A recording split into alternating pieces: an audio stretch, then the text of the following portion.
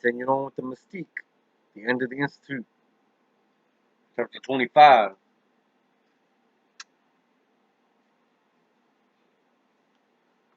Oh my dear God, what am I looking at? Wendy's words were muffled because she had a hand over her mouth.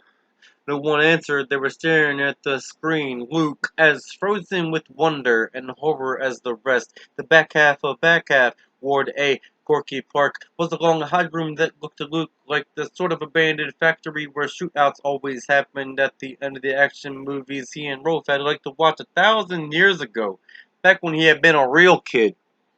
It was lit by fluorescent bars behind wire mesh that cast shadows and gave the ward an eerie undersea look. There were long, narrow windows covered by heavier mesh. There were no beds, only bare mattresses. Some of these had been pushed into the aisles, a couple were overturned, and one leaned, drunkenly, against a bare cinder block wall. It was splotched with yellow gunk that might have been vomit. A long gutter filled with running water ran alongside one cinderblock wall, where a stenciled motto read, "You are saviors." A girl, naked except for a pair of dirty socks, squatted over this gutter with her back against the wall and her hand on her knees. She was defecating. There was that rasping sound as cloth rubbed against the phone in Maureen's pocket where it was perhaps taped in place, and the image was momentarily blotted out as the slit the camera was peering through closed. When it opened again, the girl was walking away in a kind of drunken amble, and her shit was being carried down the gutter. A woman in a brown housekeeper's uniform was using a rinsing vac to clean up what might have been more puke, more shit, spilled food, God knew what. She saw Maureen, waved, and said something none of them could pick up, not just because of the rinsing vac, but because Gorky Park was a loony bin of mingled voices and cries. A girl was doing cartwheels down one of the ragged aisles. A boy in dirty underpants with pimples on his face and smeary glasses lying down his nose walked past. He was yelling, "Ya, ya, ya, ya, ya, ya, ya, ya," and hitting the top of his head on every emphasized syllable. Luke remembered Kalisha mentioning a boy with zits and glasses on his first day at the Institute. That had been. Seems like Petey's been gone forever, but it was only last week, she had said, and here that boy was, or what was left of him. Little John, Luke murmured. I think that's his name, Pete Littlejohn. No one heard him. They were staring at the screen as if hypnotized. Across from the gutter used for eliminatory purposes was a long trough on steel legs. Two girls and a boy were standing there. The girls were using their hands to scoop some brown gunk into their mouths. Tim, staring at this with disbelief and sickened wonder, thought it looked like Mapo, the cereal of his childhood. The boy was bent over with his face in the stuff, his hands held out at his sides, snapping his fingers. A few other kids just lay on their mattresses, staring up at the ceiling, their faces tattooed with the shadows of the mesh. As Maureen walked toward the rinse and vac woman, presumably to take over her job, the picture cut out and the blue screen came back. They waited to see if Maureen would appear again in her wingback chair, perhaps to offer some further explanation, but there was nothing else. My God, what was that? Frank Potter asked. The back half, Luke said. He was whiter than ever. What kind of people would put children in a monsters? Luke said. He got up, then put a hand to his head and staggered. Tim grabbed him. Are you going to faint? No, I don't know. I need to get outside. I need to breathe some fresh air. It's like the walls are closing in. Tim looked at Sheriff John, who nodded. Take him out in the alley. See if you can get him right. I'll come with you, Wendy said. You'll need me to open the door anyway. The door at the far end of the holding area had big white capital letters printed across it. Emergency exit. Alarm will sound. Wendy used a key from her ring to turn off the alarm. Tim hit the push bar with the heel of his hand and used the other to lead Luke, not staggering now, but still horribly pale, out into the alley. Tim knew what PTSD was, but had never seen it except on TV. He was seeing it now, in this boy who wouldn't be old enough to shave for another 3 years. Don't step on any of Annie's stuff, Wendy said, especially not her air mattress. She wouldn't thank you for that. Luke didn't ask what an air mattress, two backpacks, a three-wheel grocery cart, or a rolled-up sleeping bag were doing in the alley. He walked slowly toward Main Street, taking deep breaths, pausing once to bend over and grip his knees. Any better? Tim asked. My friends are going to let them out, Luke said, still bent over. Let who out? Wendy asked. Those. She didn't know how to finish. It didn't matter, because Luke didn't seem to hear her. I can't see them, but I know. I don't understand how I can, but I do. I think it's the Avister, Felicia is with him, and Nikki, George. God, they're so strong together. Luke straightened up and began walking again. As he stopped at the mouth of the alley, Main Street, 6 street lights came on. He looked at Tim and Wendy, amazed. Did I do that? No, honey, Wendy said, laughing a little. It's just the regular time. Let's go back inside now. You need to drink one of Sheriff John's Cokes. She touched his shoulder. Luke shook her off. Wait. A hand-holding couple was crossing the deserted street. The man had short blonde hair. The woman was wearing a dress with flowers on it. Chapter 26 of the End of the Institute. The power the kids generated dropped when Nikki let go of Kalisha's and George's hands, but only a little, because the others were gathered behind the Ward A door now, and they were providing most of the power. It's like a seesaw, Nick thought. As the ability to think goes down, TP and TK goes up, and the ones behind that door have almost no minds left. That's right, Avery said. That's how it works. They're the battery. Nicky's head was clear. Absolutely no pain. Looking at the others, he guessed they were the same. Whether the headaches would come back or when was impossible to say. For now, he was only grateful. No more need for the sparkler. They were past that now. They were riding the hum. Nicky bent over the caretakers who had tased themselves into unconsciousness and started to going through their pockets. He found what he was looking for and handed it to Kalisha, who handed it to Avery. You do it, she said. Avery Dixon, who should have been home eating supper with his parents after another hard day of being the smallest boy in his 5th grade class, took the orange keycard and pressed it to the center panel. The lock thumped, and the door opened. The residents of Gorky Park were clustered on the other side like sheep huddled together in a storm. They were dirty, mostly undressed, dazed. Several of them were drooling. Petey Little John was going ya ya ya ya ya ya ya as he thumped his head. They're never coming back, Avery thought. Their gears are too stripped to recover. Maybe Iris, too. George? But the rest of us might have a chance. Yes, Kalisha, knowing it was cold, also knowing it was necessary. In the meantime, we can use them. What now? Katie asked. What now? What now? For a moment, none of them answered because none of them knew. Then Avery spoke up. Front half, let's get the rest of the kids and get out of here. Helen? And go where? An alarm began to blare. Whoop, whoop, whoop.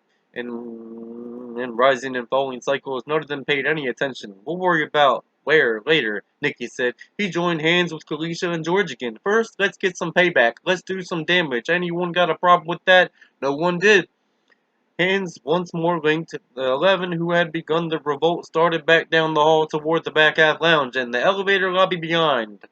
The residents of Ward A followed in a kind of zombie shuffle, perhaps drawn by the magnetism of children who could still think. The hum had dropped to a drone, but it was there. Avery Dixon reached out, searching for Luke, hoping to find him in a place too far away to be of any help to them, because that would mean at least one of the Institute's child slaves was safe. There was a good chance the rest of them would die, because the staff of this hellhole would do anything to keep them from escaping. Anything. Now we're on chapter 27, the end of the Institute. Hell is waiting. Trevor Stackhouse was in his office down the hall from Mrs. Sigsbee's, pacing up and down because he was too wired to sit, and would remain that way until he heard from Julia. Her news might be good or bad, but any news would be better than this, waiting. A telephone rang, but it was neither the traditional jingle of the landline or the burr of his box phone. It was the imperative double honk of the red security phone. The last time it had rung was when the shit show with those twins and the cross boy had gone down in the cafeteria. Stackhouse picked it up, and before he could say a word, Dr. Hallis was gibbering in his ear. They're out. The ones who watch the movies for sure, and I think the Gorks are out too. They've hurt at least 3 of the caretakers. No 4. Corinne says the thinks Jake Howland is dead. That's what she thinks. Electrocute. Shut up, Steakhouse yelled into the phone, and then when he was sure, no, not sure, just hopeful that he had Eccles' attention, he said, put your thoughts in order and tell me what happened. Hallis shocked back to an approximation of his once upon a time rationality, told Stackhouse what he had seen. As he was nearing the end of his story, the Institute's general alarm began to go off. Christ, did you turn that on, Everett? No, not me. It must have been Joanne, Dr. James. She was in the crematory. She goes there to meditate. Stackhouse was almost sidetracked by the bizarre image this raised in his mind. Dr. Jekyll sitting cross-legged in front of the oven door, perhaps praying for serenity, and then he forced his mind back to the situation at hand. The back half children had raised some kind of half-assed mutiny. How could it have happened? It never had happened before. And why now? Eccles was still talking, but Stackhouse had heard all he needed. Listen to me, Everett. Get every orange card you can find and burn them, okay? Burn them. How? How am I supposed to? You've got a goddamn furnace on E-level, Stackhouse roared. Use the fucking thing for something besides kids. He hung up and used the landline to call fellows in the computer room. Andy wanted to know what the alarm was all about. He sounded scared. "We have a problem in back half, but I'm handling it. Feed the cameras from over there to my computer. Don't ask questions, just do it." He returned on his desktop. Had the elderly thing ever booted up so slowly? And clicked on security cameras. He saw the front half cafeteria, mostly empty, a few kids in the playground. "Andy," he shouted, "not front half, back half. Stop fucking around." The picture flipped, and he saw Heckle through a film of lens dust, cowering in his office, just as Jekyll came in, presumably from her interrupted meditation session. She was looking back over her shoulder. "Okay, that's better. I'll take it from here." He flipped the image and saw the caretaker's lounge. A bunch of them were cowering in there, with the door to the corridor closed and presumably locked. No help there. Flip, and here was the blue carpeted main corridor, with at least 3 caretakers down. No make it 4. Phil Chaffetz was sitting on the floor outside the screening room, cradling his hand against his smock top, which was drenched with blood. Flip, and here was the cafeteria, empty. Flip, and here was the lounge. Corinne Rawson was kneeling next to Jake Howland, blabbing to someone on her walkie-talkie. Jake did indeed look dead. Flip, and here was the elevator lobby. The door to the elevator just beginning to slide shut. The car was the size of those used to transport patients in hospitals, and it was crammed with residents, most undressed. The Gorks from Ward A. Then, if you could stop there, trap them there. Flip, and through that irritating film of dust and smear, Stackhouse saw more kids on E level, close to a dozen, milling around in front of the elevator doors and waiting for them to open and disgorge the rest of the kitty mutineers, waiting outside the access tunnel leading to the front half. Not good. Stackhouse picked up the landline and heard nothing but silence. Fellows had hung up on his end, cursing the wasted time. Stackhouse dialed him back. "Can you kill the power to the back half elevator? Stop it in the shaft?" "I don't know," Fellows said. "Maybe it might be in the emergency procedures booklet. Just let me But it was already too late. The elevator doors slid open on E-level and the escape from Gorky Park wandered out, staring around at the tiled elevator lobby as if there was something to see there. That was bad, but Stackhouse saw something worse. Heckle and Jekyll could collect dozens of back half key cards and burn them, but it would make no difference, because one of the kids, it was the pipsqueak who collaborated with the housekeeper on Ellis's escape, had an orange key card in his hand. It would open the door to the tunnel, and it would also open the door that gave on F level and front half. If they got to front half, anything might happen. For a moment, one that seemed endless, Stackhouse froze. Fellows was squawking in his ear, but the sound was far away. Because yes, the little shit was using the orange card and leading his merry band into the tunnel. A 200-yard walk would take them to the front half. The door closed behind the last of them, leaving the lower elevator lobby empty. Stackhouse flipped to a new camera and got them walking along the tiled tunnel. Dr. Hendricks came bursting in, good old Donkey Kong with his shirt tail flapping and his fly half zipped and his eyes all red-rimmed and buggy. "What's happening? What's—" And just to add to the lunacy, his box phone began his burp burp burp. Stackhouse held his hand up to silence Hendricks. The box phone continued its demands. "Andy, they're in the tunnel. They're coming, and they have a key card. We need to stop them. Do you have any ideas at all?" He expected nothing but more panic, but Fellows surprised him. "I guess I could kill the locks." "What?" "I can't deactivate the cards, but I can freeze the locks. The entry codes are computer generated, and so—" "Are you saying you can bottle them up?" "Well, yes. Do it. Do it right now." "What is it?" Hendricks asked. "Jesus, I was just getting ready to leave and the alarm—" "Shut up," Stackhouse said, "but stay here. I may need you." The box phone continued breaking, still watching the tunnel and the marching morons. He picked it up. Now he was holding a phone to each ear, like a character in some old slapstick comedy. "What? What?" "We are here, and the boy is here," Mr. Sigsbee said. "The connection was good. She might have been in the next room. I expect to have him back in our custody shortly." She paused. "Or dead." "Good for you, Julia. But we have a situation here. There's been a— Whatever it is, handle it. This is happening now. I'll call you when we're on our way out of town." She was gone. Stackhouse didn't care, because if Ellis didn't work computer magic, Julia might have nothing to come back to. "Andy, are you still there?" "I'm here. Did you do it?" Stackhouse felt a dreadful certainty that fellows would say their old computer system had picked this critical moment to seize up. "Yes, well, pretty sure. I'm looking at a message on my screen that says orange key cards invalid. Insert new authorization code. I'm pretty sure from Andy Fellows did jack shit to ease Stackhouse's mind.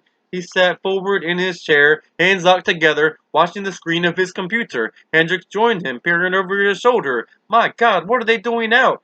Coming for us will be my guess, Stackhouse said. We're about to find out if they can. The parade of potential escapees left the view of one camera. Stackhouse punched the key that swapped the images, briefly got Corinne Rawson holding Jake's head in her lap, then got the one he wanted. It showed the door to F level on their front half on the access tunnel. The kids reached it.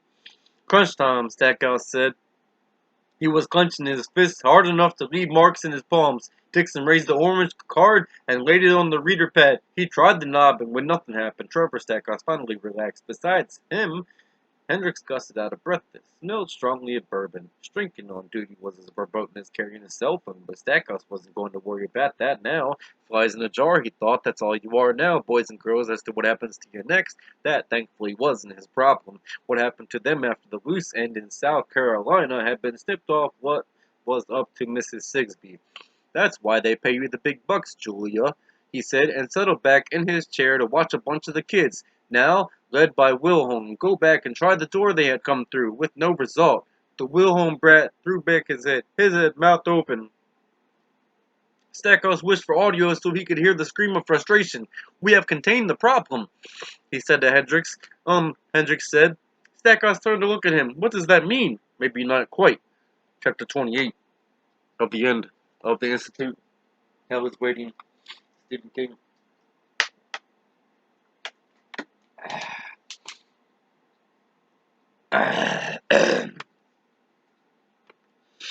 Tim put a hand on Luke's shoulder. If you feel up to it now, we really need to go back inside and sort this out. We'll get you that Coke. And... Wait, Luke was staring at the hand-holding couple crossing the street. They hadn't noticed the trio standing at the mouth of Orphan Annie's alley. Their attention was focused on the cop shop. Get off the interstate and get lost, Wendy said. Bet you anything, we get half a dozen a month. Want to go back in now? Luke paid no attention. He could still sense the others, the kids, and they sounded dismayed now. But they were far back in his mind. Like voices coming through a ventilator from another room. That woman, the one in the flowery dress. Something falls over and wakes me up. It must be the trophy from when we won the Northwest debate tourney, because that's the biggest and it makes a hell of a clatter. Someone is bending over me. I say Mom, because even though I know it isn't her, she's a woman, and Mom is the first word to come into my still mostly asleep mind, and she says, Sure, Luke said, whatever you want. Great, Wendy said. We'll just... No, that's what she said, he pointed. The couple had reached the sidewalk in front of the sheriff's station. They were no longer holding hands. Luke turned to Tim, his eyes wide and panicky. She's one of the ones who took me. I saw her again, in the institute, in the break room. They're here. I told you they'd come, and they're here.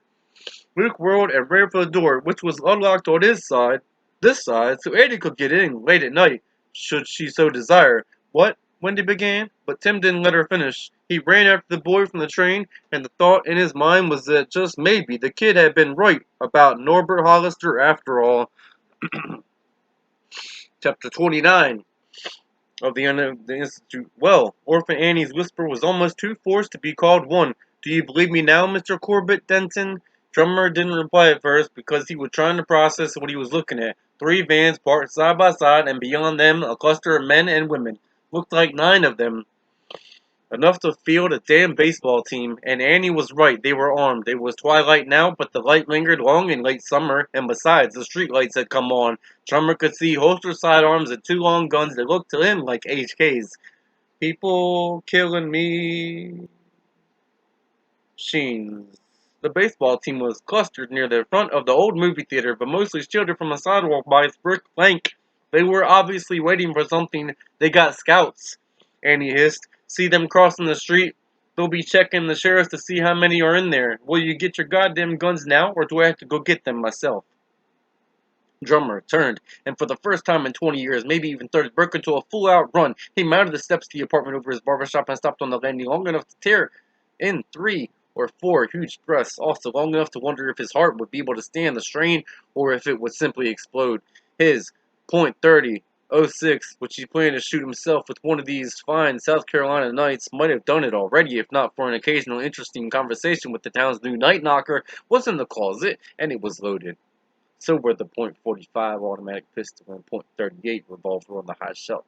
He took all three weapons and ran back down the stairs, panting and sweating and probably stinking like a hog in a steam bath, but feeling fully alive for the first time in years. He listened for the sound of shooting, but so far there was nothing.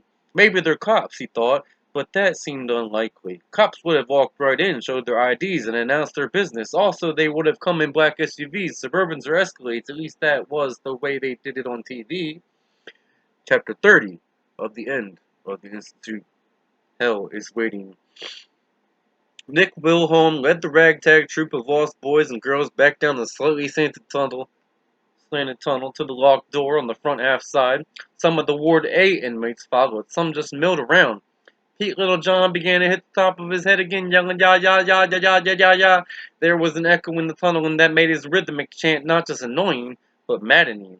"Join hands," Nicky said. "All of us." He lifted his chin to indicate the milling gorks, and added, "I think it will bring them." Like bugs to a bug light, Kalisha thought. It wasn't very nice, but the truth so seldom was. They came, as each one joined the circle. The hum became louder. The sides of the tunnel forced their circle into more of a capsule shape, but that was okay. The power was here. Kalisha understood what Nikki was thinking, not just because she was picking it up, but because it was the only play they had left. Stronger together, she thought, and then out, loud to Avery. "Bust that lock, Aster." The hum rose to that feedback scream, and if any of them had still a headache, it would have fled in terror. Once again, Kalisha had that sense of sublime power. It came on sparkler and ice, but then it was dirty. This was clean. Because it was them. The Ward A children were silent, but smiling. They felt it too, and liked it. Felicia supposed it was the closest to thinking they might ever get. There was a faint creaking noise from the door, and they could see it settle back in its frame, but that was all. Avery had been standing on his tiptoes, his small face clenched in concentration. Now he slumped and let out his breath. "George." "No." "Avery." "No." "If it was just locked, I think we could, but it's like the lock isn't even there." "Dead," Iris said. "Dead, dead, can't be fed. That's what I said, the lock is dead." "Froze them somehow," Nikki said, "and we can't bust through, can we?" Avery: "No, solid steel." "Where's Superman when you need him?" George said. He scrubbed his hands up his cheeks, producing a humorless smile. Helen sat down, put her hands to her face, and began to cry. "What good are we?"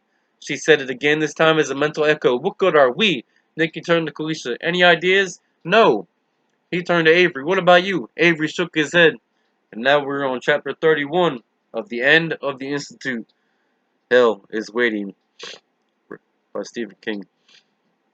"What do you mean, not quite?" Stackhouse asked. Instead of answering, Donkey Kong hurried across the room to Stackhouse's intercom. The top of the casing was thick with dust. Stackhouse had never used it a single time. It wasn't as if he had to announce upcoming dances or trivia nights. Dr. Hendricks meant to inspect the rudimentary controls and flicked a switch, lighting a green glow lamp. "What do you mean?" It was Hendrick's turn to say shut up, and instead of being angry, Stackhouse felt a certain admiration. Whatever the good doctor was up to, he thought it was important. Hendricks took the microphone and paused. "Is there a way to make sure those escaped children don't hear what I'm going to say? No sense giving them ideas." "There are no speakers in the access tunnel," Stackhouse said, hoping he was correct about that. "As for back half, I believe they have their own separate intercom system. What are you up to?" Hendricks looked at him as if he were an idiot. "Just because their bodies are locked up, that doesn't mean their minds are." "Oh shit," Stackhouse thought. "I forgot what they're here for. Now does this... Never mind, I see." Hendricks depressed the button on the side of the mic, cleared his throat, and began to speak. "Attention, please. All staff, attention. This is Dr. Hendricks." He ran a hand through his thinning hair, making what had been crazy to begin with crazier still. "Children have escaped from back half, but there is no cause for alarm. I repeat, no cause for alarm. They are penned up in the access tunnel between front half and back half that may attempt to influence you. However, the way they..." He paused, licking his lips. "The way they influence certain people when they do their jobs, they may attempt to make you harm yourselves, or, well, to turn you against one another." "Oh, Jesus," Stackhouse thought, "that's a cheerful idea." "Listen carefully," Hendricks said. "They are only able to succeed in such mental infiltration if the targets are unsuspecting. If you feel something, if you sense thoughts that are not your own, remain calm and resist them. Expel them. You will be able to do this quite easily. It may help to speak aloud, to say I am not listening to you." He started to put the mic down, but Stackhouse took it. "This is Stackhouse, front half personnel. Any children must go back to their rooms immediately. If any resist, zap them." He flicked off the intercom and turned to Hendricks. Maybe the little fucks in the tunnel won't think of it. They're only children after all. Oh, they'll think of it, Hendricks said. After all, they've had practice. And now we're on chapter 32. Tim overtook Luke as the boy opened the door to the holding area. Stay here, Luke. Wendy, you're with me. You don't really think? I don't know what I think. Don't draw your gun, but make sure the strap is off. As Tim and Wendy hurried up the short aisle between the four empty cells, they heard a man's voice. He sounded pleasant enough, good-humored even. My wife and I were told there are some interesting old buildings in Beaufort, and we thought we'd take a shortcut, but our GPS kind of screwed the pooch. I made him stop to ask for directions, the woman said, and as Tim entered the office, he saw her looking up at her husband, if that was what the blind man really was, with amused exasperation. He didn't want to. Men always think they know where they're going, don't they? I tell you what, we're a little busy just now, Sheriff John said, and I don't have time. It's her, Luke shouted from behind Tim and Wendy, making them both jump. The other officers looked around. Luke shoved past Wendy hard enough to make her stagger against the wall. She's the one who sprayed me in the face and knocked me out. You bitch, you killed my parents. He tried to run at her. Tim caught him by the neck of his shirt and yanked him back. The blonde man and the flower-dressed woman looked surprised and puzzled, completely normal, in other words. Except Tim thought he'd seen another expression on the woman's face just for an instant, a look of narrow recognition. I think there's some kind of mistake, she was saying. She tried on a bitter smile. Who is this boy? Is he crazy? Although he was only the town night knocker and would be for the next 5 months, Tim reverted to cop mode without thinking, as he had on the night those kids had stuck up the zonies and shot abysmal Delibra. I'd like to see your IDs, folks. Really, there's no need of that, is there? The woman said. I don't know who that boy thinks we are, but we're lost, and when I was a little girl, my mom used to tell me that if you get lost, ask a policeman. Sheriff John stood up. That may be true, and if it is, you won't mind showing us your driver's license, will you? Not at all, the man said. Just let me get my wallet. The woman was already reaching into her purse, looking exasperated. Look out, Luke shouted. They have guns. Tag Faraday and George Burkett looked astounded. Frank Potter and Bill Wicklow perplexed. Whoa, a second, Sheriff John said. Hands where I can see them. Neither of them paused. Michelle Robertson's hand came out of her purse, holding not her driver's license, but the 6-hour nightmare micro she had been issued. Denny Williams had reached behind him for the Glock in his belt rather than his wallet. Both the sheriff and Deputy Faraday were reaching for their service weapons, but they were slow. Slow. Tim was not. He pulled Wendy's gun from her holster and pointed it with both hands. Drop the weapons. Drop them. They did not. Robertson aimed at Luke, and Tim shot her a single time, driving her backward against one of the station's big double doors hard enough to crack the frosted glass. Williams dropped to one knee and aimed at Tim, who had just time to think, this guy's a pro, and I'm dead. But the man's gun jerked upward, as if pulled by an invisible cord, and the bullet meant for Tim went into the ceiling. Sheriff John Ashworth punted the blond man in the side of the head, sending him sprawling. Billy Wicklow stomped on his wrist. Give it up, motherfucker, just give it. That was when Mrs. Sigsbee, realizing things had gone wrong, told Lewis Grant and Tom Jones to open up with the big guns. Williams and Robertson weren't important. The boy was. Chapter 33. The end of the Institute. Hell is waiting. The two HK-37s filled Dupre's formerly peaceful twilight with thunder. Grant and Jones raked the brick front of the sheriff's station, raising puffs of pinkish-red dust, blowing the windows and the glass door panels inward. They were on the sidewalk. The rest of Gold Team was standing spread out behind them in the street. The only exception was Dr. Evans, standing off to one side, his hands over his ears. Yeah, one of the bricks shouted. She was dancing from foot to foot, as if she needed to go to the bathroom. Killed their asses. Go, Mrs. Sigsbee shouted. All of you, go now. Take the boy or kill him. Take him or... Then from behind them. You're not going anywhere, ma'am. I swear by the Savior, a bunch of you gonna be dead if you try. You two fellas up front, put down those grease guns this minute. Lewis Grant and Tom Jones turned, but did not put down the HKs. Do it fast, Annie said, or you're dead. This isn't playing, boys. You're in the South now. They looked at each other, then put the autos carefully down on the pavement. Mrs. Sigsbee saw two unlikely ambushers standing beneath the gem's saggy marquee, a fat, bald man in a pajama top and a wild-haired woman in what looked like a Mexican serape. The man had a rifle. The woman in the serape had an automatic one in one hand and a revolver in the other. Now the rest of you folks do the same, Drummer Denton said. You're covered. Mrs. Sigsbee looked at the two yokels standing in front of the abandoned theater, and her thought was both simple and weary. Would this never end. A gunshot from inside the sheriff's station, a brief pause, then another. When the yokels glanced that way, Grant and Jones bent to pick up their weapons. "Don't you do it!" the woman in the serape shouted. Robin Lex, who not so long ago had shot Luke's father through a pillow, took that small window of opportunity to draw her Sig Micro. The other members of Gold Team dropped to give Grant and Jones a clear field of fire. This was how they had been taught to react. Mrs. Sigsbee stood where she was as if her anger at this unexpected problem would protect her. And the continuation and last video of the end of the Institute will be shortly. See you soon there. Chapter 34.